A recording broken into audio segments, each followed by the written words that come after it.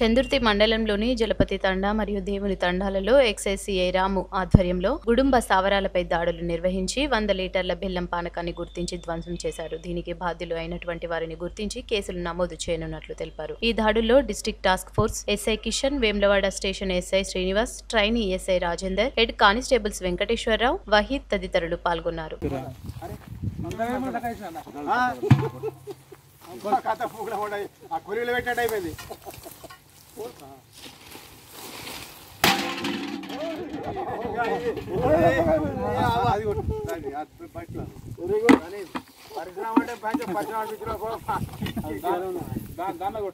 అది బాగా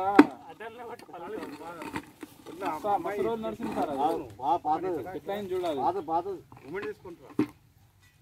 ఆ రోజు మనం అవును సార్. అది కూడా దీంట్లో ఫోటోలు అంటారు. టచ్ అయితే ఫోటో ఇవ్వడానికి